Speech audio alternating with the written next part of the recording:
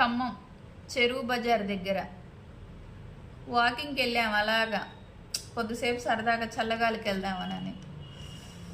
ఒక ఆమె ఉరేసుకొని చేతులు కాళ్ళు గిజగిజా కొట్టుకుంటుంది. వాళ్ళ పిల్లలేమో డోర్ కొడతా ఉన్నారు, ఏడుస్తూ ఉన్నారు. పాపం ఆడపిల్లలు, చిన్న పిల్లలు. ఈ ఊరిని పిలవాలో తెలియదు కదా, ఏడుస్తూ ఉన్నారు. ఏంది ఇలా ఏడుస్తున్నారని అక్కడికి వెళ్ళి చూసేసరికి ఆమె ఉరేసుకుంది. ఫ్యాన్కి చేరేసి ఆమెను కిందికి దింపి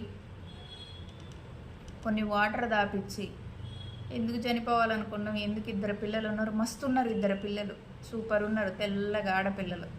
అదేంటి ఇద్దరు పిల్లలు ఏడుస్తుంటే ఎందుకు చనిపోవాలనుకున్నావు ఏందని అందరూ తల ఒక మాట అడిగితే ఆమె ఏం చెప్పిందో తెలుసా? నా పెళ్ళై 14 సంవత్సరాలండి. మా ఫ్యామిలీ అందరినీ కాదనుకొని లవ్ మ్యారేజ్ చేసుకున్నా. నాకు ఇద్దరు ఆడపిల్లలు.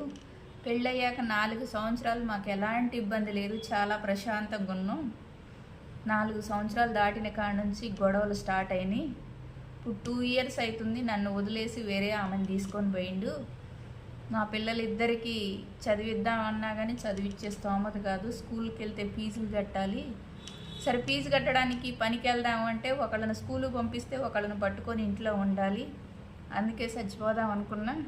నేను చచ్చిపోతే అన్న నా పిల్లగాళ్ళని హాస్టల్లో జాయిన్ చేస్తారు కదా అని.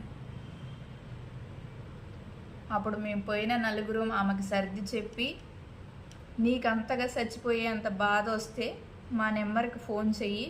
నీకు లక్షల్లో మేము హెల్ప్ చేయలేకపోవచ్చు, కానీ నీ పిల్లలకి చెప్పుకోలేనంత ఆపద వచ్చినప్పుడు కంపల్సరీ మేము హెల్ప్ చేస్తామని మేము అక్కడికి వెళ్ళి నలుగురం మాట్లాడి మా ఫోన్ నెంబర్స్ ఇచ్చి ఆమెకు కావాల్సిన చిన్న చిన్న అవసరాలు అందించి వచ్చాం.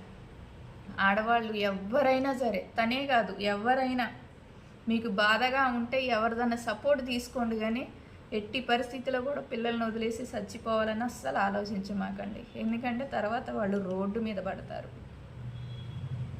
లవ్ చేసేది మనం, పొగరగా తిరిగేది మనం, లాస్ట్కు మనం గన్న పిల్లలు ఆగమవుతారు.